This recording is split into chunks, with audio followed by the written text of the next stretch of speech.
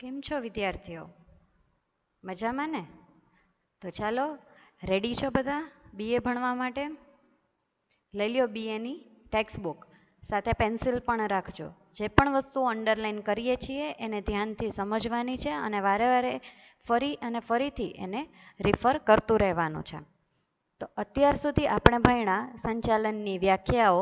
સંચાલનની આપણે 3 વ્યાખ્યા જોઈ હતી. એમાં પહેલી વ્યાખ્યા કુંતઝ એન્ડ ઓડોનલની હતી, જે આપણે એમસીક્યુ માટે ઇમ્પોર્ટન્ટ હતી, કે સંચાલન એટલે અન્ય વ્યક્તિ પાસેથી કામ મેળવવાની કળા. બીજી વ્યાખ્યા આપણે ભણ્યા હતા લિવિંગ સ્ટન્ટની વ્યાખ્યા, કે ઓછામાં ઓછા સમયે અને ખર્ચે ઉપલબ્ધ સાધન અને સગવડોનો શ્રેષ્ઠ ઉપયોગ કરી એકમના નિર્ધારિત ધ્યેયને સિદ્ધ કરવાના કાર્યને સંચાલન કહે છે. ત્રીજી વ્યાખ્યા આપણે ભણ્યા હતા ડૉક્ટર જ્યોર્જા ટેરીની.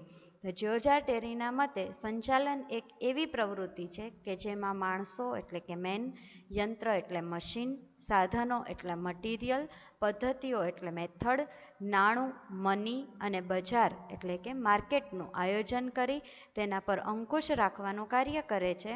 તે માનવ પ્રયત્નોને નેતાગીરી, સંકલન અને માર્ગદર્શન પૂરું પાડે છે, જેથી એકમના નિર્ધારિત ધ્યેયોને હાંસલ કરી શકાય. આ 3 વ્યાખ્યાઓ આપણે ભણ્યા હતા. કાલના લેક્ચર્સમાં આપણે ભણ્યા સંચાલનનું સ્વરૂપ, નેચર ઓફ મેનેજમેન્ટ. એના 7 મુદ્દાઓ હતા. પહેલો મુદ્દો હતો સર્વવ્યાપી પ્રવૃત્તિ. સંચાલન એક એવી પ્રવૃત્તિ છે, સર્વવ્યાપી છે. જ્યાં માણસ સમૂહમાં કામ કરે છે ત્યાં દરેક જગ્યા ઉપર સંચાલનની જરૂર પડે છે. માત્ર ઔદ્યોગિક જ નહીં, પણ કયા કયા ક્ષેત્રોમાં જરૂર પડતી હતી સંચાલનની? કોને યાદ છે? કોણ કહેશે? સરસ. સામાજિક, આર્થિક, પછી શૈક્ષણિક ક્ષેત્ર, લશ્કરી ક્ષેત્ર, કૃષિ ક્ષેત્ર, આ દરેક ક્ષેત્રની અંદર સંચાલનની જરૂર પડે છે. જો સંચાલન ન હોય તો આ ક્ષેત્રો પોતાનું કાર્ય સારી રીતે કરી શકતા નથી. બીજો પોઈન્ટ હતો હેતુલક્ષી પ્રવૃત્તિ. સંચાલનની પ્રવૃત્તિ એ કેવી છે? કોઈ એક હેતુ, કોઈ એક ધ્યેય માટે કરવામાં આવે છે. જ્યારે આપણે સંચાલન કરીએ છીએ એ પહેલાં અગાઉથી ધ્યેય નિર્ધારણનું કાર્ય કરી લેવામાં આવેલું હોય છે, અને ત્યાર પછી એ હેતુને સિદ્ધ કરવા માટે જો આપણે કાર્યક્ષમ થઈ અને કરકસરપૂર્વક કામ કરવું હોય તો આપણને સંચાલનની જરૂર પડે છે. ત્રીજી લાક્ષણિકતા, ત્રીજું સ્વરૂપ આપણે જોયું હતું જૂથ પ્રવૃત્તિ. સંચાલન એક એવી પ્રવૃત્તિ છે, જૂથમાં થતી પ્રવૃત્તિ છે. જ્યાં 2 અથવા 2 થી વધારે લોકો ભેગા મળી અને કામ કરે છે ત્યાં સંચાલનની જરૂર પડે છે. તેથી એને શું કહેવાય કે આ કેવી પ્રવૃત્તિ છે? જૂથ પ્રવૃત્તિ. ચોથું આપણે જોયું હતું કે સતત ચાલતી પ્રવૃત્તિ છે. એક વખત સંચાલન કરી લેવાથી કાર્ય પૂરું થતું નથી. સંચાલનનું કાર્ય છે ધ્યેયને સિદ્ધિ સુધી લઈ જવાનું. તો ધ્યેય એક વખત સિદ્ધ થાય તો ત્યાર પછી શું કરવામાં આવે? નવા ધ્યેયનું પુનઃ નિર્ધારણ કરવામાં આવે અને પછી એ ધ્યેયને સિદ્ધ કરવા માટે કાર્યો કરવામાં આવતા હોય છે. એટલે આમ એકમના શરૂઆતથી લઈ અને જ્યાં સુધી એકમનું અસ્તિત્વ છે ત્યાં સુધી સંચાલનની જરૂર પડે છે. એટલે સંચાલનને કેવી પ્રવૃત્તિ કહેવાય? સતત ચાલતી પ્રવૃત્તિ કહેવાય. પાંચમું આપણે જોયું હતું માનવીય પ્રવૃત્તિ. સંચાલન એ કેવી પ્રવૃત્તિ છે? માનવીય પ્રવૃત્તિ છે. શું કામ? કારણ કે એની અંદર સંચાલન કોનું કરવામાં આવે? માનવીનું કરવામાં આવે છે. ઉત્પાદનના સાધનો ગમે તેટલા હોય, પણ જો એની અંદર સંચાલન માણસ કરવા માટે જો માણસ ન હોય તો સંચાલનનું કોઈ મહત્ત્વ હોતું નથી. એટલા માટે એવું કહેવાય કે સંચાલન છે એ માનવી માટે થાય છે, માનવી દ્વારા થાય છે, એટલે એ માનવીય પ્રવૃત્તિ છે. એટલે કે સંચાલનમાં કેન્દ્ર સ્થાને કોણ છે? માણસ છે. પછી છઠ્ઠી લાક્ષણિકતા આપણે જોઈ હતી કે નિર્ણય પ્રક્રિયા. સંચાલનની પ્રક્રિયા એ કેવી છે? નિર્ણય પ્રક્રિયાની કેમ છે? એનું મહત્ત્વનું કાર્ય છે. સંચાલનની અંદર જે વ્યક્તિ સંચાલક છે એટલે કે જે સંચાલન કરવાનું કાર્ય કરે છે એણે સતત નિર્ણયો લેવા પડે. જો નિર્ણયો ન લે તો એકમ બરાબર રીતે ચાલી શકે નહીં. અને માત્ર ખાલી નિર્ણયો લઈ લેવાથી કામ પૂર્ણ થતું નથી. લીધેલા નિર્ણયોનો શું કરવો પડે? સરસ, અમલ પણ કરાવવો પડે. ને જ્યારે એનો યોગ્ય અમલ થાય ત્યારે જ સંચાલનની અંદર આપણે નિર્ણય પ્રક્રિયાનું કાર્ય કર્યું એવું કહી શકાય. ને 7મો પોઈન્ટ આપણે જોયો તો વિજ્ઞાન, કળા અને વ્યવસાય. વિજ્ઞાનમાં જેમ ચોક્કસ નિયમો અને સિદ્ધાંતો હોય છે એમ સંચાલનમાં પણ શું છે? ચોક્કસ નિયમ અને સિદ્ધાંત છે. એટલા માટે સંચાલનને શું કીધું? વિજ્ઞાન કીધું. પછી જ્યારે આપણે કોઈની પાસેથી કામ લેવાનું છે તો જનરલી આપણે કામ કોની પાસે લેવાનું હોય? માનવ પરિબળ પાસે. જે પરિબળ કેવું છે? અલગ અલગ વિચારસરણીવાળું છે. બધાની વિચારસરણીઓ અલગ અલગ છે, બધાની રહેણી કેરણી અલગ અલગ છે, બધાની ટેવો અલગ અલગ છે. તો આવા અલગ અલગ વ્યક્તિઓ પાસેથી જ્યારે આપણે કામ લેવાનું હોય ત્યારે સંચાલક પાસે અંગત આવડત એની હોવી જોઈએ, બુદ્ધિ હોવી જોઈએ, ચતુરાઈ હોવી જોઈએ, આંતરસૂઝ હોવી જોઈએ. અને જ્યારે આ બધું એનામાં હોય અને એ કાર્ય કરે તો ત્યારે એવું કહેવાય કે સંચાલન એ શું છે? કળા છે. પછી જોઈએ સંચાલન એક વ્યવસાય છે. કેવી રીતે? તો કે અત્યારના આધુનિક સમયની અંદર જેમ ડૉક્ટર, વકીલ, ચાર્ટર્ડ એકાઉન્ટન્ટ આ બધા જેમ વ્યવસાયિક વ્યક્તિઓ છે એવી રીતે સંચાલકવાળા વ્યક્તિ પણ કેવા છે? વ્યવસાયિક વ્યક્તિ જ છે. સંચાલન કરવા માટે અત્યારે અલગથી એના કોર્સ ભણાવવામાં આવે છે. જે કોર્સનું નામ છે MBA, master of business administration. ને જ્યારે આપણે આ કોર્સ કરી અને માર્કેટમાં આવીએ છીએ ત્યારે આપણે સંચાલક તરીકેની ભૂમિકા ભજવી અને કમાણી મેળવી શકીએ છીએ. એટલે અત્યારના આધુનિક યુગમાં સંચાલનને પણ શું કીધું છે? વ્યવસાય કહેવામાં આવ્યું છે. તો આ હતું આખું સંચાલનનું સ્વરૂપ, જેની આપણે ટૂંકમાં હાઇલાઇટ્સ જોઈ લીધી. આશા રાખું છું કે તમે બધાએ આ પ્રશ્ન ફેરબુકમાં લખી લીધો હશે. જો હજુ પણ કોઈને આ પ્રશ્ન ફેરબુકમાં લખવાનો બાકી છે તો એ આજે ઉતારી લે. આપણે જ્યારે પણ મળશું ત્યારે હું ફેરબુક ચેક કરીશ, ત્યારે એની અંદર આ બધા જ પ્રશ્નો લખેલા હોવા જોઈએ. અને જે વ્યક્તિઓને લખાઈ ગયું છે એ લોકો આ પ્રશ્ન પાકા પણ કરી લે. કારણ કે મેં તમને અગાઉ જ કીધું હતું કે આ ચેપ્ટરનો ગુણભાર કેટલો છે? 10 માર્ક્સનો છે. બોર્ડમાં આ ચેપ્ટરમાંથી કેટલા માર્કનું પૂછાય છે? 10 માર્કનું પૂછાય છે. તો એના માટે આપણે આ નાની નાની બધી જ વસ્તુઓ પાકી કરવી જરૂરી છે. સમજાય?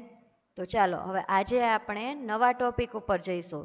આપણા ટોપિકનું આજે નામ છે સંચાલનનું મહત્વ. તો ટેક્સ્ટ બુક ખોલો, પેજ નંબર 2 ઉપર 1.3 કરીને આપણો પોઈન્ટ છે સંચાલનનું મહત્વ, ઇમ્પોર્ટન્સ ઓફ મેનેજમેન્ટ. થોડી વખત માટે બુકમાં નહીં, શાંતિથી સાંભળો કે સંચાલનનું શું મહત્વ છે. શું જીવનમાં કે ધંધામાં કે અન્ય જગ્યા ઉપર સંચાલન ન હોય તો ન ચાલે? કોણ મને કહેશે કે સંચાલનનું શું કામ મહત્વ છે? હવે આપણે એના લક્ષણો ભણ્યા, એનો અર્થ ભણ્યા, તો હવે તો તમને એટલો ખ્યાલ આવ્યો હશે ને કે સંચાલન શું કામ જરૂરી છે. શું સંચાલન ન હોય તો ન ચાલે? કોણ કહેશે મને કે શું એનું મહત્વ છે?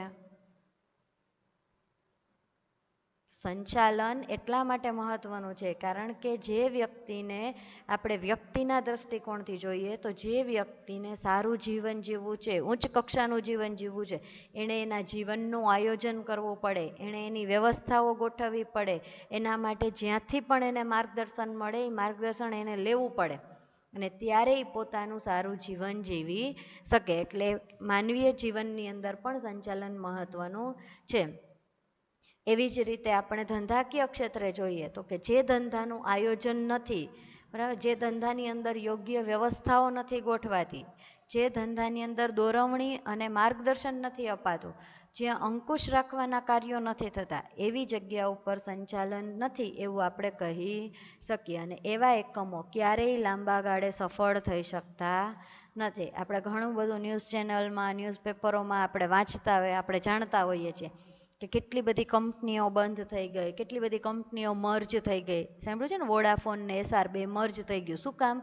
કારણ કે એકનું સંચાલન કેવું હતું? નબળું હતું. એટલે એ લાંબો સમય બજારમાં ટકી શક્યા નહીં. એટલે જો આપણે લાંબો સમય બજારમાં ટકવું હોય તો આપણી પાસે યોગ્ય સંચાલન હોવું જરૂરી છે. જો સંચાલન યોગ્ય નહીં હોય તો આપણે લાંબો સમય ક્યારેય બજારમાં ટકી શકશું નહીં. એવી જ રીતે હું તમને કહું તો આપણે જો અત્યારે દરેક જગ્યાએ જોઈએ છીએ ઓનેસ્ટ હોટલો, જોઈએ છીએ કે નહીં? તો આ એનું બેસ્ટ સંચાલન છે. એક નાનકડી એવી રેકડીમાંથી આજે એણે કેટલા પોતાના એકમો ઊભા કરી લીધા. યાદ છે બધાને? આ એક્ઝામ્પલ આપણે અગાઉ પણ સમજ્યા હતા કે આજે એની કેટલી બધી બ્રાન્ચો ચાલે છે. તો એ ક્યારે શક્ય બને? જ્યારે એનું યોગ્ય સંચાલન હતું, એની પાસે એનું યોગ્ય આયોજન હતું, એની પાસે એટલા માણસો હતા, માણસોને એણે સાંચવા હતા, યોગ્ય પદ્ધતિથી મેથડથી એનું કાર્ય કરતા હતા, વારંવાર બજારનું એનાલિસિસ કરતા રહેતા હતા. અને એ બધામાંથી જ્યારે એની જે પણ ભૂલો થતી હતી એને ધીમે ધીમે સુધારતા ગયા અને આજે હોટલના ક્ષેત્રોની અંદર બજારમાં એણે પોતાનું સારામાં સારું નામ ઊભું કર્યું. એવી જ રીતે આપણે બીજું જોઈએ, મોન્જીનીસ જોઈએ છીએ. એક જ સિટીની અંદર દરેક એરિયામાં મોન્જીનીસ આવેલી છે કે નહીં? તો આ છે એના ઉદાહરણો કે સંચાલન એટલા માટે મહત્વનું છે. જો સફળ થવું છે તો સંચાલન જરૂરી છે. સમજાય? ખોલો ટેક્સ્ટ બુક બધા. સંચાલનનું મહત્વ, ઇમ્પોર્ટન્સ ઓફ મેનેજમેન્ટ.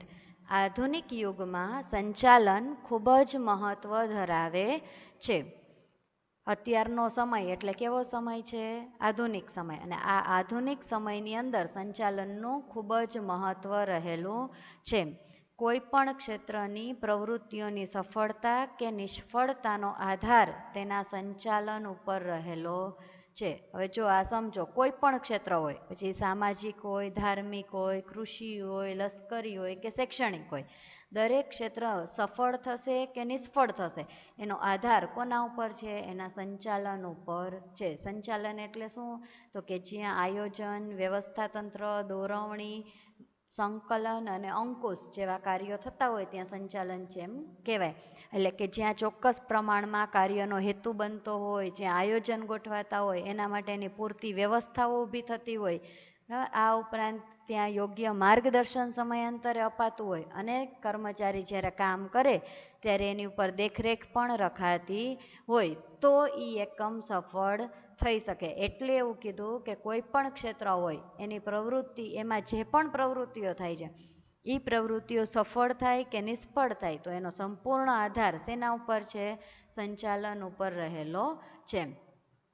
જો આગળ સાધનો ગમે તેટલા આધુનિક અને પૂરતા પ્રમાણમાં હોય, પરંતુ જો સંચાલન ક્ષતિપૂર્ણ હોય તો તે સાધનનો યોગ્ય ઉપયોગ થઈ શકતો નથી. સમજાયા?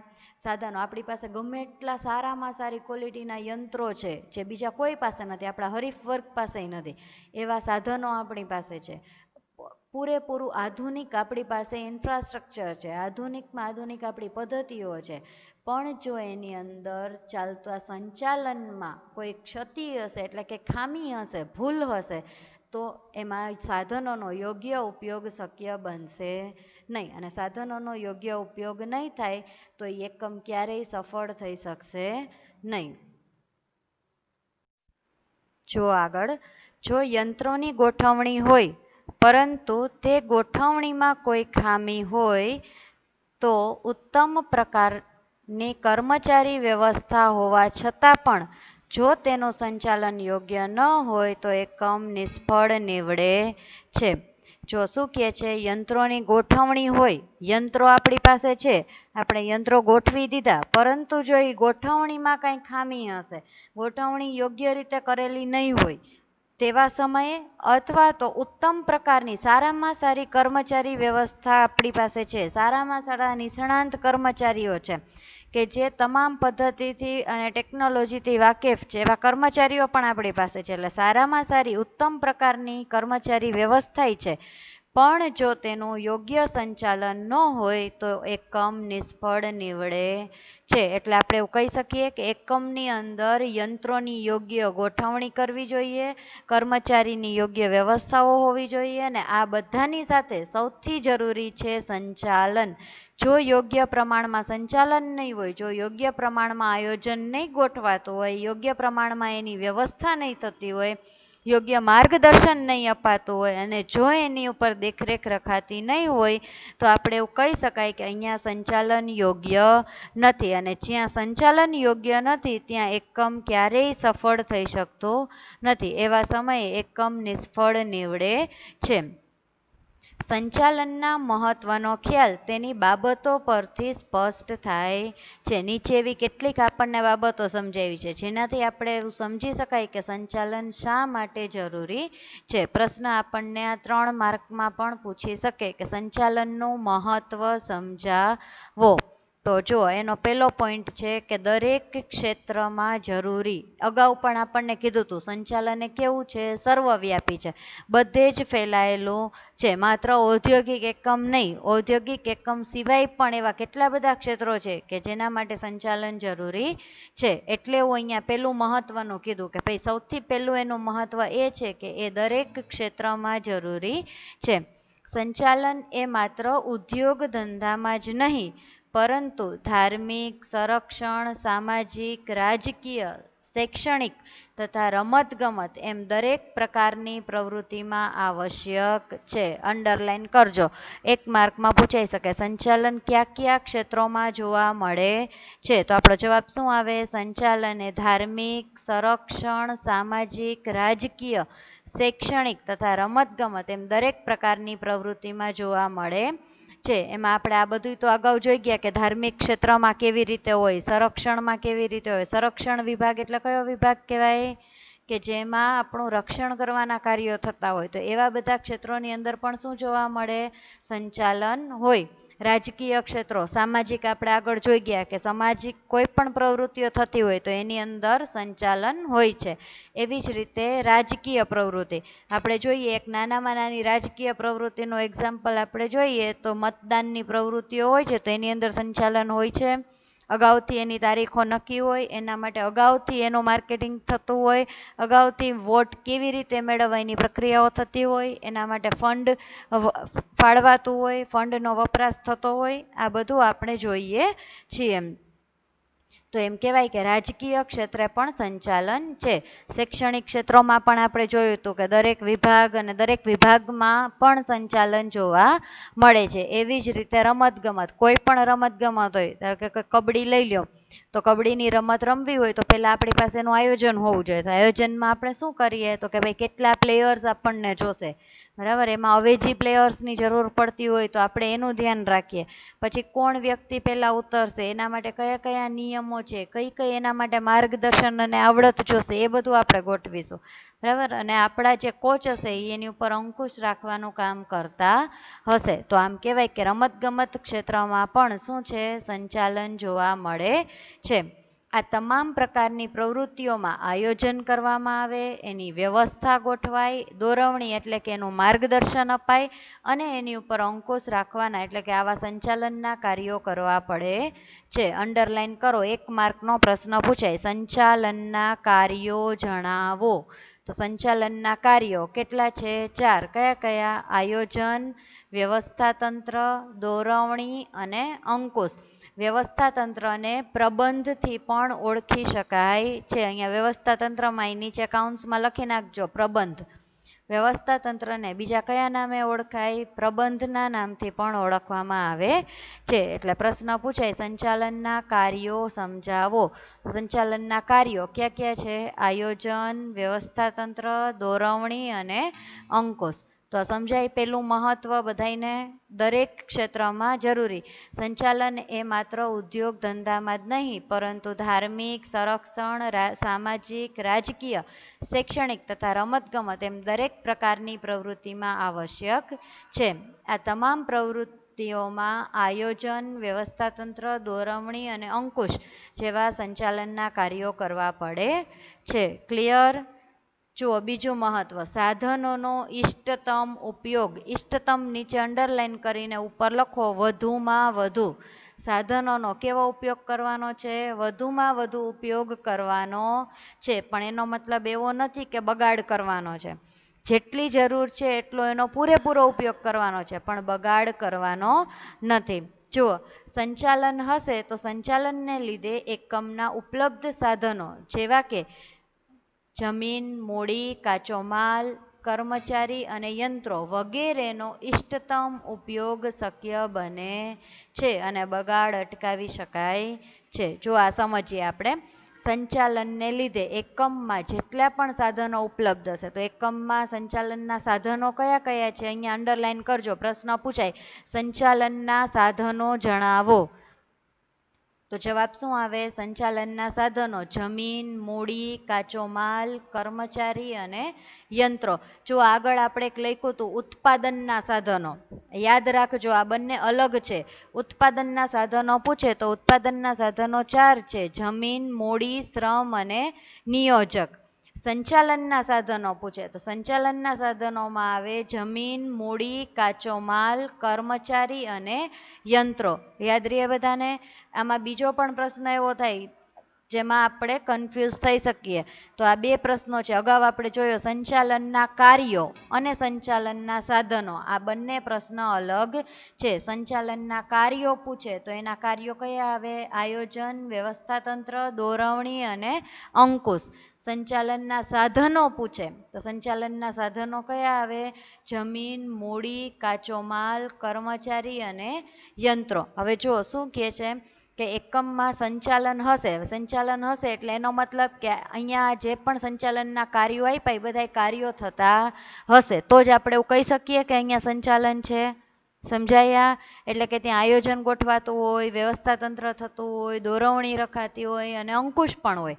તો એવા એકમોમાં કે જ્યાં આયોજન બનતું હશે, એની વ્યવસ્થા થતી હશે, એના માટે માર્ગદર્શન અપાતું હશે અને એની ઉપર દેખરેખ એટલે અંકુશના કામ પણ થતા હશે. તો એવી જગ્યા ઉપર જે પણ સાધનો ઉપલબ્ધ છે, જેટલી પણ જમીન છે, જેટલી પણ મૂડી છે, જેટલો પણ કાચો માલ છે, જેટલા કર્મચારી છે અને યંત્રો છે, આ બધાનો આપણે વધુમાં વધુ ઉપયોગ કરી શકશું. શું કામ? કારણ કે એનું એક આયોજન બનેલું છે, એની એક વ્યવસ્થા બનેલી છે, એટલે પૂરેપૂરો એનો ઉપયોગ થશે. અને એ ઉપયોગ થશે એમાં આપણે એને દોરવણી આપતા હશું, માર્ગદર્શન આપતા હશું અને પાછા માર્ગદર્શન આપી અને આપણે એની ઉપર દેખરેખ પણ રાખતા હશું, જેથી કરીને આપણે બગાડને અટકાવી શકશું. સમજાયા? જો રિપીટ કરીએ, સાધનોનો ઇષ્ટતમ ઉપયોગ. સંચાલનને લીધે એકમના ઉપલબ્ધ સાધનો જેવા કે જમીન, મૂડી, કાચો માલ, કર્મચારી અને યંત્રો વગેરેનો ઇષ્ટતમ ઉપયોગ શક્ય બને છે અને બગાડ અટકાવી શકાય છે. હવે આપણે જોઈએ ત્રીજો પોઈન્ટ.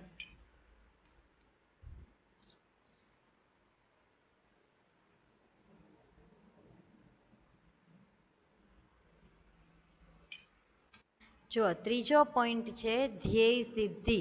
કયો પોઈન્ટ છે? ધ્યેયને સિદ્ધ કરવા માટે આપણે જે પણ હેતુ નિર્ધારણની અંદર, હેતુ એટલે ધ્યેય આપણે નક્કી કર્યો છે, એ ધ્યેયને આપણે સિદ્ધ કરવો હોય તો એના માટે સંચાલન જરૂરી બને છે. સમજાયા? જો ધંધાકીય એકમના ધ્યેયની સિદ્ધિ માટે સંચાલન અનિવાર્ય છે. અનિવાર્ય એટલે જરૂરી. એકમે જે પણ એનો ધ્યેય નક્કી કર્યો છે એ ધ્યેયને જો સફળ બનાવવો હોય તો એના માટે સંચાલન જરૂરી છે. જો સંચાલન નહીં હોય તો એકમના ધ્યેય સિદ્ધ થઈ શકશે નહીં. સંચાલનને લીધે સાધનોનો ઇષ્ટતમ ઉપયોગ શક્ય બને છે અને તેથી એકમના ધ્યેયને સિદ્ધ કરી શકાય છે. જુઓ શું કહે છે? સંચાલનને લીધે આપણે આગળનો મુદ્દો જોયો, સાધનોનો કેવો ઉપયોગ થાય છે?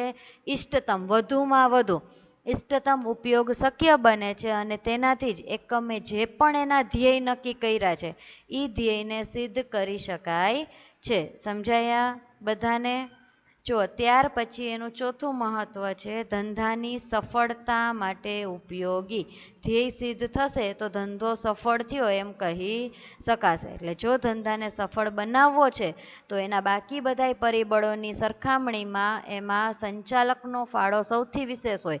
જો સંચાલક છે એ યોગ્ય આયોજન ને વ્યવસ્થા નહીં ગોઠવી શકે, યોગ્ય માર્ગદર્શન નહીં આપી શકે, દેખરેખ નહીં રાખી શકે, તો એ ધંધો ક્યારેય સફળ થશે નહીં. ચાલો વિસ્તારથી એને સમજીએ. ધંધાકીય એકમની સફળતામાં અન્ય પરિબળોની સરખામણીમાં સંચાલકનો ફાળો કેવો છે? વિશેષ છે. અન્ય પરિબળો કયા કયા સંચાલન સિવાયના? તો કે ભાઈ મૂડી ગમે એટલી હોય, કાચો માલ ગમે એટલો હોય, કર્મચારી ગમે એટલા હોય, ગમે એટલી આધુનિકતા હોય, મોટામાં મોટું ઇન્ફ્રાસ્ટ્રક્ચર હોય આપણી પાસે, પણ જો એની અંદર યોગ્ય સંચાલન નહીં હોય તો એ ધંધો ક્યારેય સફળ થઈ શકતો નથી. એટલે એવું કહી શકાય કે ધંધાકીય એકમની સફળતામાં અન્ય પરિબળોની સરખામણીમાં સંચાલનનો ફાળો એ કેવો છે? વિશેષ છે, એટલે મહત્વનો, વધારે છે. ધંધાની સફળતા કે નિષ્ફળતાનો આધાર શેના ઉપર રહેલો છે? સંચાલન ઉપર છે. જો સંચાલન સારામાં સારું હશે તો ધંધો સફળ થશે, અને જો સંચાલન ક્ષતિવાળું હશે, ભૂલવાળું હશે, તો ધંધો નિષ્ફળ જશે. એટલે એવું કહેવાય કે ધંધાની સફળતા કે નિષ્ફળતાનો આધાર સંચાલન ઉપર રહેલો છે. અંડરલાઈન કરો, MCQમાં પૂછાય છે. ધંધાની સફળતા કે નિષ્ફળતાનો આધાર ખાલી જગ્યા પર રહેલો છે. નીચે ઓપ્શન આપ્યા હોય, આયોજન, વ્યવસ્થાતંત્ર, અંકુશ કે સંચાલન. તો જવાબ શું આવે? સંચાલન. કારણ કે સંચાલન હોય તો જ બધા કાર્યો થાય. કોઈ એક કાર્યથી ધંધો સફળ થતો નથી. માત્ર ખાલી આયોજન બનાવવાથી ધંધો સફળ થાય નહીં. બનાવેલા આયોજનની વ્યવસ્થા ગોઠવવી પડે, એટલે વ્યવસ્થાતંત્રની એ જરૂર પડે. કર્મચારીઓને માર્ગદર્શન પણ આપવું પડે અને અંકુશનું કામ પણ કરવું પડે. એટલે એવું કહેવાય કે ધંધાની સફળતા કે નિષ્ફળતાનો આધાર સંચાલન ઉપર રહેલો છે.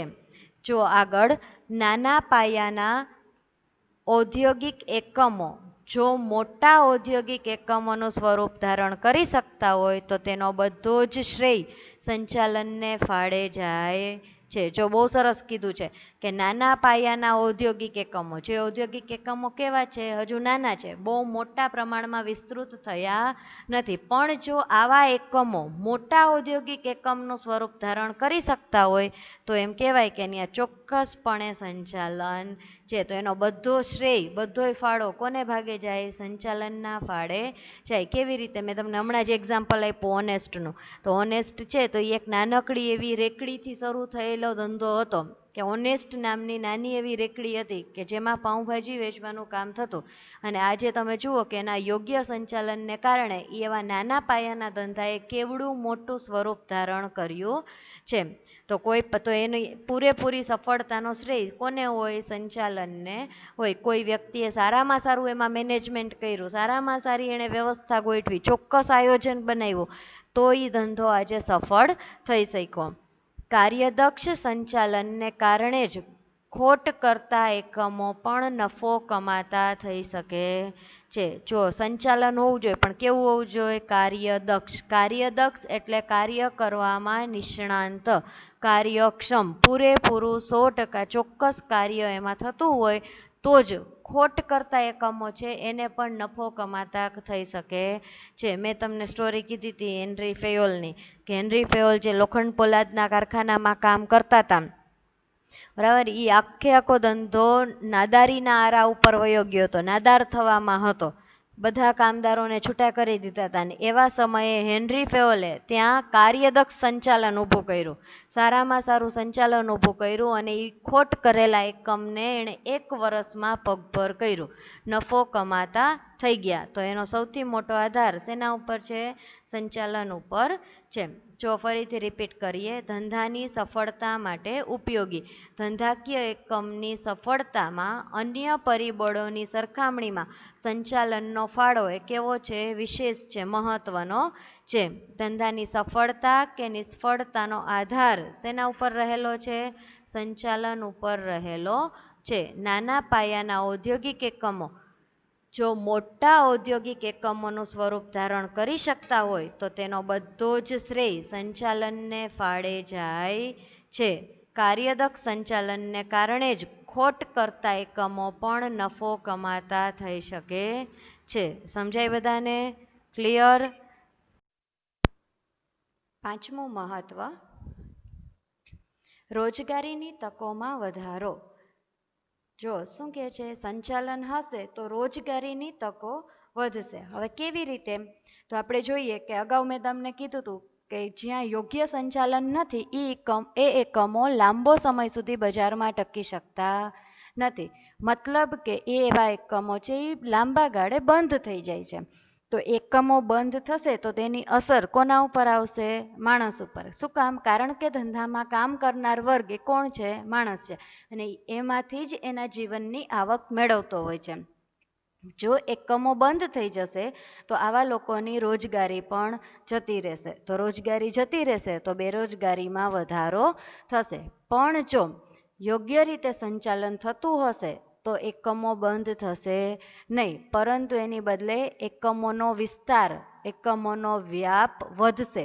અને જેટલા એના વ્યાપ વધશે એટલા નવા નવા કામદારોને એની અંદર કામ મળશે, જેથી કરીને રોજગારીની તકો પણ વધશે. જો આપણે એને સમજીએ, રોજગારીની તકોમાં વધારો. જો સંચાલન કાર્યદક્ષ હોય, કાર્યદક્ષ એટલે કેવું? કાર્યક્ષમ, કે જેમાં પૂરેપૂરું કાર્ય થતું હોય, આયોજન મુજબ જ દરેક કાર્ય કરવામાં આવતા હોય, એના માટેની એક યોગ્ય વ્યવસ્થા ગોઠવાયેલી હોય, સમયાંતરે એની અંદર માર્ગદર્શન અપાતું હોય અને તેના ઉપર કોઈ દેખરેખ રાખવાવાળી વ્યક્તિ પણ હોય. તો આવું કાર્યદક્ષ, પૂરેપૂરી કાર્યક્ષમતાથી જો કાર્ય થતું હોય તો કંપની સ્વરૂપનો વિકાસ થાય છે. તો કંપનીનો શું થશે? વિકાસ થશે. દરેક કાર્ય વ્યવસ્થિત રીતે થતું હશે, બધા જ સાધનોનો પૂરો ઉપયોગ થતો હશે, એટલે કે ઇષ્ટતમ ઉપયોગ એનો શક્ય બનતો હશે. એની સાથે સાથે કામદારોને વારંવાર માર્ગદર્શન આપવામાં આવતું હશે, તો કામદાર પણ સારી રીતે અને યોગ્ય પદ્ધતિથી કરકસર કરી અને પોતાનું કાર્ય કરશે, જેથી એકમમાં નફો દેખાશે. ને નફો દેખાશે તો કંપનીનો વિકાસ થયો એમ આપણે કહી શકશું, જેથી રોજગારીની તકો વધે છે. અને કંપનીઓનો વિકાસ થશે તો કંપની એક જિલ્લામાંથી બીજા જિલ્લામાં, બીજા જિલ્લામાંથી બીજા રાજ્યોમાં, અને આવી રીતે દરેક જગ્યા ઉપર કંપની પોતાનો વ્યાપ વધારશે, પોતાનો વિસ્તાર વધારશે, જેથી કરીને જ્યાં જ્યાં આવી કંપનીઓ ખુલશે ત્યાં ત્યાં રોજગારીની તકો વધશે. જો આપણે એક્ઝામ્પલ જોઈએ તો કે ભાઈ રિલાયન્સ મોલ છે, બિગ બજાર છે, બરાબર. તો આ જે બધા છે એની શરૂઆત કોઈ એક જગ્યાએથી થઈ હતી ને ત્યાં એનું યોગ્ય સંચાલન હતું, એની અંદર સરસ મજાનું આયોજન થતું હતું, એની 100% યોગ્ય એની વ્યવસ્થાઓ ગોઠવાતી હતી, યોગ્ય લોકોને સત્તા અને ફરજની સોંપણી થતી હતી, અંદર કામ કરતા કામદારોને યોગ્ય માર્ગદર્શન મળતું હતું અને એના સમગ્ર કાર્યો ઉપર દેખરેખ પણ રખાતું હતું. તો એ સ્વરૂપોનો વિકાસ થયો અને એનો વિકાસ થયો તો આજે આપણે જોઈએ છીએ કે અલગ અલગ કેટલા બધા રાજ્યોની અંદર, અલગ અલગ કેટલા બધા જિલ્લાઓની અંદર જ્યાં આપણે જઈએ ત્યાં દરેક જગ્યા ઉપર આપણને અત્યારે બિગ બજાર છે, રિલાયન્સ મોલ છે, આ જોવા મળે છે. તો આને કહેવાય કે કંપની સ્વરૂપોનો વિકાસ થયો અને રોજગારીની તકો વધી. હવે અલગ અલગ જગ્યા ઉપર આવા એકમો ખુલશે તો ત્યાં રહેતા અલગ અલગ લોકોને શું મળશે? રોજગારી મળશે. અને રોજગારી મળશે તો લોકોની આવક વધશે, અને આવક વધશે તો લોકોના જીવન ધોરણમાં પણ વધારો થશે, જીવન ધોરણ સુધરશે, સારામાં સારું જીવન જીવતા લોકો થશે. તો આ યોગ્ય સંચાલનના કારણે આ બધું શક્ય બની શક્યું. ત્યાર પછી જો આગળ કહે છે, જ્યારે બિનકાર્યક્ષમ સંચાલન હોય, બિનકાર્યક્ષમ એટલે કેવું? કે જેમાં યોગ્ય પ્રકારની કાર્યક્ષમતા નથી, ચોક્કસ આયોજન પણ નથી, એમાં ચોક્કસ વ્યવસ્થા તંત્ર પણ નથી, સમયાંતરે માર્ગદર્શન પણ કામદારોને મળતું નથી, અને સૌથી મોટું અંકુશનું કાર્ય થતું નથી. તો એવા સંચાલનને કેવું સંચાલન કહેવાય? બિનકાર્યક્ષમ સંચાલન કહેવાય. અને એવા બિનકાર્યક્ષમ સંચાલનોને લીધે ઘણી કંપનીઓ બંધ પણ પડે છે, એટલે કે લાંબો સમય ટકી શકતી નથી. સમજાયા બધાને? જો સંચાલન કાર્યદક્ષ હશે તો કંપની સ્વરૂપનો વિકાસ થશે અને રોજગારીની તકો વધશે. પણ જો સંચાલન કાર્યક્ષમ નહીં હોય, બિનકાર્યક્ષમ હશે તો એ કંપનીઓ બંધ પડી જશે, અને કંપનીઓ બંધ પડશે તો એની અંદર કામ કરતા તમામ કામદારોની નોકરી, એનો રોજગાર જતો રહેશે, જેથી બેરોજગારીના પ્રમાણમાં પણ વધારો થાય છે. સમજાય બધાને? પાંચમું મહત્વ, રોજગારીની તકોમાં વધારો. જો સંચાલન કાર્યદક્ષ હોય તો કંપની સ્વરૂપનો વિકાસ થાય છે, જેથી રોજગારીની તકોમાં વધારો થાય છે, જ્યારે બિનકાર્યક્ષમ સંચાલનને લીધે ઘણી કંપનીઓ બંધ પડે છે, જેથી બેરોજગારીના પ્રમાણમાં વધારો થાય છે. જો સંચાલન કાર્યદક્ષ છે તો રોજગારી વધે છે, અને સંચાલન બિનકાર્યક્ષમ થાય છે તો બેરોજગારીમાં વધારો થાય છે. જો ત્યાર પછી છે છઠ્ઠું મહત્વ, નફામાં વૃદ્ધિ. બરાબર, યોગ્ય સંચાલન હશે, બરાબર, તો એકમ સારામાં સારો નફો કમાશે, તો નફામાં વૃદ્ધિ જોવા મળશે. ધંધાકીય એકમ સામાન્ય રીતે કયા હેતુથી કામ કરતું હોય? નફાના હેતુથી. આજ કોઈ પણ વ્યક્તિ છે એ બજારમાં પોતાનો ધંધો લઈને બેસે તો એનો હેતુ શું હોય? નફો કમાવાનો. કોઈ ખોટ કરવાના આશયથી ધંધો કરતા હોતા નથી. એટલે કે સામાન્ય રીતે બધાય ધંધાકીય એકમનો મુખ્ય હેતુ એ કયો છે? નફો કમાવાનો છે. આપણે અગાઉ ભણ્યા છીએ કે ધંધાકીય એકમના હેતુઓ કેટલા હોય? બે પ્રકારના હોય. એક પ્રાથમિક હેતુ હોય અને ગૌણ હેતુ હોય. એમાં પ્રાથમિક હેતુમાં આપણે ભણ્યા હતા નફાનો હેતુ, અને ગૌણ હેતુઓમાં બીજા બધા આવતા હતા કે જેમાં સામાજિક સેવાઓ આપવી, રોજગારીની તકોમાં વધારો કરવો, આવા બધા એના ગૌણ હેતુઓ હતા. પણ કોઈ પણ ધંધાકીય એકમ છે એ સામાન્ય રીતે એના મુખ્ય કયો હેતુ હોય? નફાના હેતુથી કામ કરતા હોય છે. કાર્યક્ષમ અને કુશળ સંચાલકો પોતાની આગવી સૂઝ અને આવડત દ્વારા ઉપલબ્ધ સાધનોનો કરકસરપૂર્વક મહત્તમ ઉપયોગ કરીને મહત્તમ નફો મેળવી શકે છે. પેલા અંડરલાઈન કરી લ્યો, મહત્તમ. મહત્તમ એટલે વધુમાં વધુ. મહત્તમ શબ્દનો અર્થ શું થાય? વધુમાં વધુ. જો શું કહે છે? કેવા સંચાલકો? કે જે કાર્યક્ષમ છે, જેની પાસે કાર્ય કરવાની પૂરેપૂરી ક્ષમતા છે, અને એની સાથે એનામાં શું છે? એ કુશળ પણ છે, એટલે લાયક પણ છે, એની અંદર આવડતો છે, પરિસ્થિતિ સામે લડી શકે છે. ગમે એવા માણસો પાસે એને કામ કરાવવાનું હોય તો એ કામ કરાવવાની આવડત એની અંદર છે, એની બુદ્ધિ એની પાસે છે, ચતુરાઈ પણ છે. તો એવા કાર્યક્ષમ અને કુશળ સંચાલકો પોતાની આગવી સૂઝ. આગવી સૂઝ એટલે કેવી? એની પોતાની સૂઝ. ઘણી વખત આપણે એવું કહેતા હોઈએ કે ભાઈ આ વર્ષ, અત્યારે આપણે વારંવાર સાંભળતા હોય કે આ વર્ષે વરસાદ બહુ સારો પડશે, તો એ આપણે કેમ કહી શકીએ? તો એ આપણી આગવી સૂઝથી આપણે કહી શકીએ છીએ.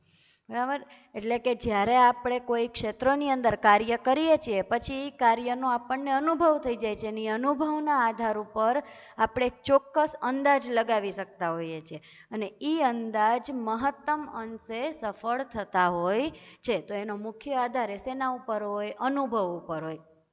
તો જે આવા અનુભવી સંચાલકો છે તો એને કેવા સંચાલકો કહેવાય? કાર્યક્ષમ અને કુશળ સંચાલકો કહેવાય, કે જે વર્તમાનમાં ભવિષ્યની ઝાંખી કરાવી શકે છે, ભવિષ્યને ઓળખી શકે છે, એનો અંદાજ લગાવી શકે છે. આજે કેમ હું કહું કે ભાઈ અત્યારે આવી સિઝન છે, આ વર્ષે વરસાદ વધારે પડશે, તો એનો મતલબ કે આ વર્ષે છત્રી અને રેનકોટનું વેચાણ પણ વધારે થશે. તો આના જે વેપારીઓ છે એ અત્યારથી શું કરશે? વધુમાં વધુ ઉત્પાદન કરી લેશે. સમજાય છે? તો આને કહેવાય આગવી સૂઝ, અને આ છે એની આવડત. ને એ આવડતનો ઉપયોગ કરી અને એ શું કરે છે? તો કે જેટલા ઉપલબ્ધ છે, ઉપલબ્ધ એટલે હાજર, જેટલા હાજર છે સાધનો, એ સાધનોનો કરકસરપૂર્વક. સાધનો કયા કયા? અગાઉ આપણે જોયું હતું. સંચાલનના સાધનો હોય તો કયા કયા હોય? જમીન, મૂડી, કાચો માલ, યંત્ર સામગ્રી અને કર્મચારીઓ. આ બધા જોયા હતા આપણે સંચાલનના સાધનો.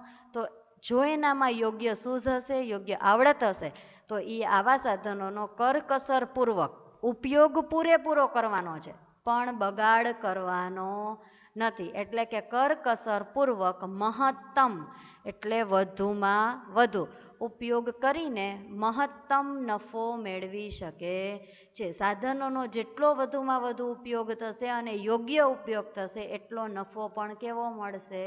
વધુ મળશે. આથી યોગ્ય રીતે જ કહેવામાં આવ્યું છે કે નફો જ ધંધાની કાર્યક્ષમતા અને સફળતાનો માપદંડ છે. જો અંડરલાઈન કરજો, આ વિધાન પૂછાઈ શકે 3 માર્કમાં કે સમજાવો નફો જ ધંધાની કાર્યક્ષમતા અને સફળતાનો માપદંડ છે. તો આ આખો મુદ્દો છે એનો જવાબ આવે.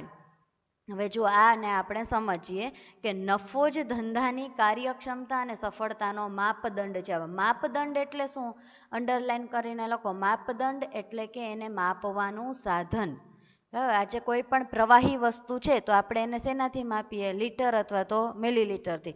કોઈ ઘન પદાર્થ છે તો આપણે એને શેમાં માપશું? ગ્રામ અથવા તો કિલોગ્રામમાં માપી શકાય. હવે એવી જ રીતે મારે કોઈ ધંધાને માપવો છે કે એ ધંધો કેટલો સફળ છે, કેટલો કાર્યક્ષમ છે, તો એની સફળતા અને કાર્યક્ષમતાને જો આપણે માપવી હોય તો એ આપણે નફા દ્વારા માપી શકીએ. જે ધંધાનો નફો સતત વધતો રહે છે એમાં એવું કહી શકાય કે એ ધંધો કેવો છે? કાર્યક્ષમ અને સફળ છે. ને જે ધંધાનો નફો સતત ઘટે છે કે જ્યાં ખોટ સૌથી વધારે થાય છે એવા ધંધાની કાર્યક્ષમતા કેવી છે? ઓછી છે, અને એવા ધંધાઓ સફળ છે નહીં. સમજાયા? અંડરલાઈન કરજો. નફો જ ધંધાની કાર્યક્ષમતા અને સફળતાનો માપદંડ છે. કોઈ પણ ધંધાને આપણે માપવો હોય તો એને આપણે કેવી રીતે માપી શકીએ? તો કે નફા દ્વારા માપી શકીએ. જો ધંધામાં નફો વધારે તો એ ધંધો વધારે કાર્યક્ષમ અને એની સફળતા પણ કેવી? વધારે. સમજાય આ બધાને? છઠ્ઠો પોઈન્ટ આપણે ફરીથી રિપીટ કરીએ. ઇમ્પોર્ટન્ટ પોઈન્ટ છે નફામાં વૃદ્ધિ. જો યોગ્ય સંચાલન હશે તો નફામાં વૃદ્ધિ થશે. કેવી રીતે? તો કે ધંધાકીય એકમ છે એ સામાન્ય રીતે કયા હેતુથી કામ કરતા હોય?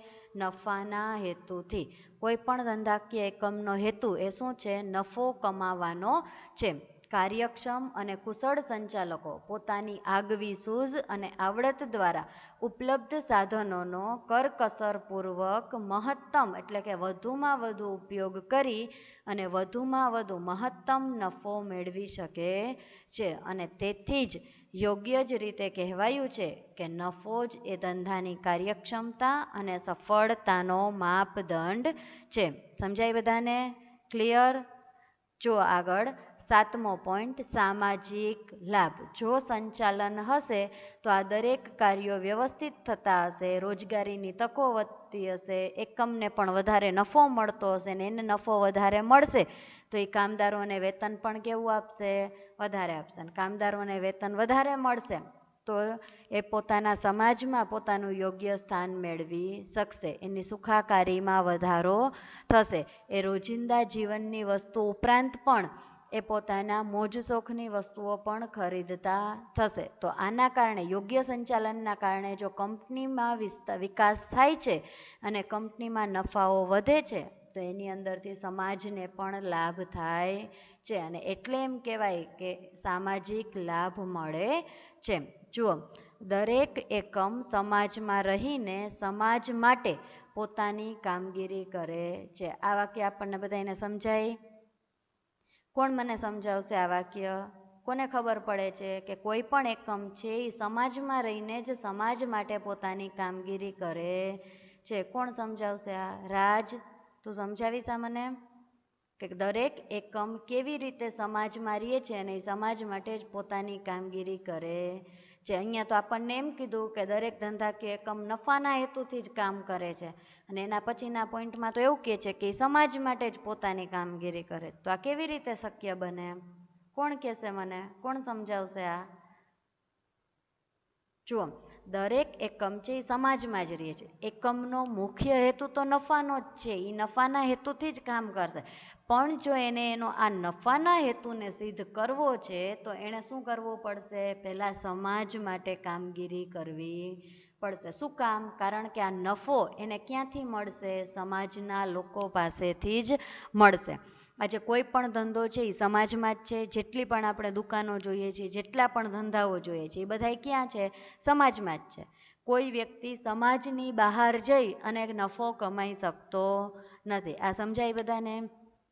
આજે હું એમ કહું કે ભાઈ હું એક જંગલમાં વહી જાઉં અને ત્યાં જઈ અને હું કપડાનો શોરૂમ કરીશ તો ત્યાં ચાલશે? નહીં ચાલે. જો મારે એની અંદર નફો કમાવવો છે, મારે આવક મેળવવી છે, તો મારે ક્યાં રહેવું પડશે? સમાજમાં રહેવું પડશે. સમજાયા? એટલે સમાજમાં જ રહીએ છે અને એ સમાજ માટે હવે જે પણ હું કાપડનું વેચાણ કરું છું એ હું કોને કરું છું? સમાજના જ લોકોને કરું છું.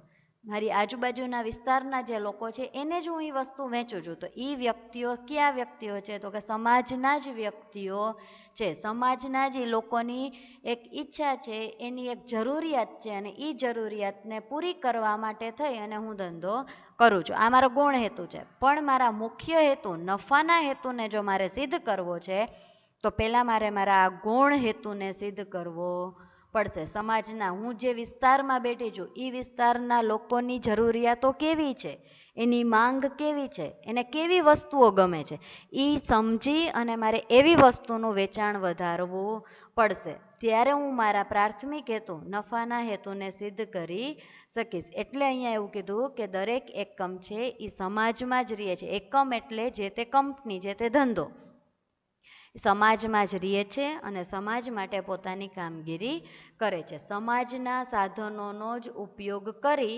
સમાજમાં વસતા લોકોના લાભાર્થે પોતાની કામગીરી કરે છે. એ જે પણ સાધનો વાપરે છે એ સાધનો કોના છે? સમાજના જ છે. જમીન છે, મૂડી છે, કાચો માલ છે, યંત્રો છે, સામગ્રી છે, આ બધું બનાવનાર કોણ છે? ઉત્પાદિત કરનાર કોણ છે? એના જેવા જ સમાજના અન્ય લોકો છે, જેની પાસેથી આ બધી વસ્તુઓ ખરીદે છે અને એનો ઉપયોગ કરે છે. અને એનો ઉપયોગ એ કોના માટે કરે છે? તો કે સમાજના જ લોકો માટે કરે છે. એટલે એવું કહેવાય કે કોઈ પણ ધંધાનો જન્મ પણ સમાજમાં થાય છે, એનો વિકાસ પણ સમાજમાં જ થાય છે, અને એનો અંત પણ ક્યાં આવશે? સમાજમાં જ આવશે. એટલે સમાજના લોકોને લાભ મળે તે માટે એ આ બધી કામગીરી કરતા હોય છે.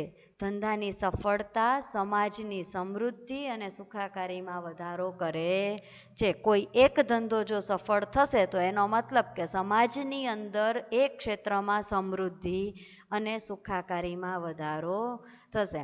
આજે જુઓ, આપણે સુતરાઉ કાપડની રોડમાં આપણે સૌથી વધારે આગળ ગયા તો એ ધંધો એક સફળ થયો તો એણે પોતાના કેટલા બધા એકમો શરૂ કર્યા, કેટલી બધી જગ્યાએ એણે ધંધાઓની સ્થાપના કરી, તો એમાંથી કેટલા બધા લોકોને રોજગારી મળે છે. એ બધા લોકો એટલે કોણ છે? સમાજના જ લોકો છે. તો એ બધા લોકોને એમાંથી આવક મળી તો એની સમૃદ્ધિમાં વધારો થયો, સમૃદ્ધિ વધી તો એના સુખમાં પણ શું થયો? વધારો થયો. એટલે એમ કહેવાય કે ધંધાની સફળતા એ સમાજની સમૃદ્ધિ અને સુખાકારીમાં વધારો કરે છે. ધંધાકીય એકમો અનેકવિધ વસ્તુઓ, અનેક એટલે ઘણી બધી, અને વિધ એટલે વિવિધ પ્રકારની, ઘણી બધી વિવિધ પ્રકારની એટલે કે અલગ અલગ વસ્તુઓનું અને સેવાઓનું ઓછી પડતરે ઉત્પાદન કરે છે. હવે જુઓ, આજે બજારમાં જે વસ્તુઓ વેચાય છે એની જે પણ વેચાણ કિંમત છે એના કરતાં એની ઉત્પાદન કિંમત કેવી હશે? ઓછી હશે. આ તો સમજાય ને બધાને? આપણે અગાઉ ભણ્યા છીએ 7મા ધોરણમાં, જ્યારે આપણે પહેલી વખત ગણિતમાં શીખ્યા હતા નફો ને ખોટ, યાદ આવે છે? બરાબર. એમાં મૂળ કિંમત આપણે લખતા, પછી એની અંદર પડતર કિંમત લખતા, પક્કી કરીને લખતા કે નહીં? મૂળ કિંમતની અંદર આપણે પડતર કિંમત ઉમેરતા એટલે આપણને શું મળતી? ખરીદ કિંમત. ખરીદ કિંમતની અંદર આપણે આપણો નફો ઉમેરતા, ને નફો ઉમેરતા એટલે એમાંથી શું બનતું? વેચાણ કિંમત. તો ધંધાકીય એકમો છે એ અનેકવિધ વસ્તુઓની અને સેવાઓનું ઉત્પાદન કરે છે. આપણે ઘણી બધી જગ્યાએ જોતા હોય કે કોઈ ઇલેક્ટ્રિકની દુકાન હોય તો ત્યાં એવું ન હોય કે માત્ર ખાલી ટીવી જ મળતું હોય, ત્યાં રેફ્રિજરેટર પણ મળતું હોય, એસી પણ મળતું હોય, ઇલેક્ટ્રિક ઘણા બધા સાધનો એમાં એક સાથે મળતા હોય. અને જ્યારે ધંધો એક કરતાં વધારે વસ્તુનું ઉત્પાદન કરે ને ત્યારે એની પડતર કેવી જાય? નીચી. એટલે એ વસ્તુ એને સસ્તી પડે, ઓછા ખર્ચે એ વધુ ઉત્પાદન કરી શકે અને સમાજને વ્યાજબી કિંમતે વસ્તુઓ પૂરી પાડી શકે છે. ચાલો હવે અહીંયા સમજીએ વ્યાજબી કિંમત. વાજબી કિંમત એટલે કેવી કિંમત? હા, તમારામાંથી કોઈ કહેશે કે ઓછી કિંમત. ના, વ્યાજબી કિંમત એટલે એવી કિંમત કે વેપારીને પોસાય અને ગ્રાહકને પરવડે એવી કિંમતને કેવી કિંમત કહેવાય? વ્યાજબી કિંમત કહેવાય. વેપારીને પણ પોસાવવું જોઈએ. વેપારીની જો પડતર 10 રૂપિયાની હોય તો આપણે એમ કહીએ કે ના ભાઈ, એ વસ્તુ તો 8 રૂપિયામાં જ વેચાવી જોઈએ, તો એ શક્ય છે નહીં. 10 રૂપિયાની વસ્તુ જો 12 રૂપિયામાં કે 15 રૂપિયામાં વેચાય તો એને કેવી કિંમત કહેવાય? વ્યાજબી કિંમત કહેવાય, કે જે વેપારીને પણ પોસાય અને ગ્રાહકને પણ પરવડે, ગ્રાહક પણ એને સરળતાથી ખરીદી શકે. અને જો આવી રીતે સમાજમાં દરેક વસ્તુઓ વ્યાજબી કિંમતે પૂરી પડાશે તો એનું પરિણામ એવું આવશે કે સમગ્ર સમાજનું શું થશે? કલ્યાણ થશે. એટલે જ તો અત્યારે મોદીજી કહે છે કે ભાઈ વિદેશી વસ્તુઓનો બહિષ્કાર કરો અને આપણા દેશની સ્વદેશી વસ્તુઓ વાપરો, જેથી કરીને આપણી આવક છે એ આપણા જ દેશમાં રહીએ, આપણે કમાઈને વિદેશ લોકોને રૂપિયા આપવા પડે નહીં. ને જો આપણી આવક આપણા જ દેશમાં રહેશે તો આપણા દેશનું કલ્યાણ થશે, આપણો સમાજ વર્ગ છે એ વધારે ધનવાન બનશે, સુખાકારીઓ વધશે, લોકો સારામાં સારું જીવન જીવી શકશે અને સાથે આપણા રૂપિયાનું પણ મૂલ્ય વધશે. સમજાયા? તો આજથી બધા નક્કી કરજો કે બને ત્યાં સુધી આપણા જીવનની જરૂરિયાતની વસ્તુઓમાં આપણે એવી આદત પાડીશું કે આપણે આપણા દેશની જ ઉત્પાદિત થયેલી વસ્તુઓને વાપરીએ, એનો જ આપણે વધુમાં વધુ ઉપયોગ કરીએ. સમજાય? સામાજિક લાભ રિપીટ કરીએ. આ પ્રશ્ન 2 માર્કમાં પૂછાઈ શકે. સમજાવો, ધંધા દ્વારા સામાજિક લાભ શક્ય બને છે. તો જવાબ શું આવે? તો કે દરેક એકમ સમાજમાં રહીને સમાજ માટે જ પોતાની કામગીરી કરે છે. સમાજના સાધનોનો ઉપયોગ કરી સમાજમાં વસતા લોકોના લાભાર્થે પોતાની કામગીરી કરે છે. ધંધાની સફળતા સમાજની સમૃદ્ધિ અને સુખાકારીમાં વધારો કરે છે. ધંધાકીય એકમો અનેકવિધ એટલે કે અલગ અલગ પ્રકારની વસ્તુ અને સેવાઓ, વસ્તુઓ એટલે ચીજ વસ્તુ, સેવાઓ એટલે કઈ કઈ સેવાઓ આવે? ટપાલ સેવા છે, રેલવે સેવા છે, સંદેશા વ્યવહારની સેવાઓ છે, વાહન વ્યવહારની સેવાઓ છે, બેન્કિંગ છે તો એ સેવા કહેવાય, વીમો છે તો એ સેવાઓ કહેવાય, આડતિયાઓ છે તો એને સેવાઓ કહેવાય, ફેરિયા છે તો એ સેવાઓ કહેવાય. બરાબર? તો આ બધી સેવાઓ છે. ચીજવસ્તુ અને સેવાઓનું ઓછી પડતરે એટલે કે ઓછા ખર્ચે, પડતર એટલે ખર્ચ, ઓછા ખર્ચે એનું ઉત્પાદન કરે છે અને સમાજને વ્યાજબી કિંમતે, વ્યાજબી કિંમત એટલે કેવી કિંમત? વેપારીને પોસાય અને ગ્રાહકને પરવડે એવી કિંમતે વસ્તુઓ પૂરી પાડે છે અને પરિણામે સમગ્ર સમાજનું કલ્યાણ થાય છે. સમજાય? જો છેલ્લો પોઈન્ટ 8મો, રાષ્ટ્રીય હેતુ. દરેક ધંધો જ્યારે સમાજમાં આવે ને ત્યારે એનો નફાના હેતુની સાથે એના સમાજમાં લોકોને લાભ મળે એ પણ હેતુ હોય અને આ બધા થકી પોતાના દેશનો, પોતાના રાષ્ટ્રનો પણ વિકાસ થાય એવા હેતુથી કામ કરતા હોય છે. ને જ્યારે દેશના હેતુ માટે આપણે કામ કરીએ ત્યારે સંચાલન, કાર્યક્ષમ સંચાલન જરૂરી છે. જો કાર્યક્ષમ સંચાલન હશે તો જ આપણે સમાજની અને દેશને જે પણ માનવ સંપત્તિ છે, જે પણ સાધનો છે એનો આપણે પૂરેપૂરો અને મહત્તમ ઉપયોગ કરી શકશું. જુઓ, અર્થતંત્ર એટલે સમજાય? આપણો આખા દેશનું તંત્ર, આખી વ્યવસ્થા, એને શું કહેવાય? અર્થતંત્ર કહેવાય. અર્થતંત્રમાં આર્થિક, સામાજિક અને રાષ્ટ્રીય વિકાસ માટે જો આપણા અર્થતંત્રનો આપણે આર્થિક રીતે એટલે કે નાણાકીય રીતે, સામાજિક દ્રષ્ટિથી અને રાષ્ટ્રના દ્રષ્ટિથી આપણે જો એનો વિકાસ કરવો છે તો એના માટે વપરાયેલા, અંડરલાઈન કરો, વપરાયેલા એટલે કે જેનો આજ સુધી ઉપયોગ થયો નથી તેવા, એટલે કે હજુ સુધી જે વપરાયા નથી તેવા વપરાયેલ માનવ સંપત્તિ, એવા વ્યક્તિઓ છે આપણા સમાજમાં કે જે રોજગારીની શોધમાં છે પણ એને રોજગારી મળતી નથી, તો એવા માનવ સંપત્તિ અને એવા વપરાયેલા એટલે કે જેનો ઉપયોગ નથી થયો એવા ઉત્પાદનના સાધનો. તો ઉત્પાદનના સાધનો કયા કયા હતા? આપણે અગાઉ લખ્યા હતા, યાદ કરો, મેં તમને કીધું હતું કે ઉપર જગ્યા છે ત્યાં લખી લ્યો. ઉત્પાદનના સાધનો 4 છે. કયા કયા? જમીન, મૂડી, શ્રમ અને નિયોજક. જે આ 4 સાધનો છે કે એ સાધનોમાંથી જે સાધનોનો હજુ સુધી ઉપયોગ નથી થયો, એવી કેટલી બધી જમીનો છે આપણા દેશમાં કે જેનો આજ સુધી ક્યાંય ઉપયોગ થતો નથી. જમીનો એમનેમ પડતર પડી છે, વપરાયેલી પડી છે. એવી મૂડીઓ પડી છે કે જે લોકોએ ભેગી કરી અને પોતાના ઘરમાં તિજોરીના સ્વરૂપમાં મૂકી છે. તિજોરીમાં જે રૂપિયા પડ્યા છે એ રૂપિયાઓ ક્યારેય ડબલ થતા નથી. સમજાયા? એટલે જો તમારી પાસે આ કરકસર આપણે કરી છે, બચત કરી છે અને એ રૂપિયા છે, તો એ રૂપિયાઓનો ઉપયોગ થશે, એ રૂપિયાઓ બજારમાં આવશે તો એનાથી દેશનો વિકાસ થશે. અને એટલે જ તો આ બધી નોટબંધી જેવી પ્રવૃત્તિઓ કરી અને સરકાર છે એ રૂપિયાને બજારમાં લાવવાનો પ્રયત્ન કરે છે કે જેથી રૂપિયા બજારમાં આવશે તો રૂપિયા દેખાશે, ને રૂપિયા દેખાશે તો ખબર પડશે કે ખરેખર દેશ કેટલો સમૃદ્ધ છે. અને ત્યારે સમજાશે કે કેટલી એવી મૂડી છે કે જે આજ સુધી વણ વપરાયેલી પડેલી છે.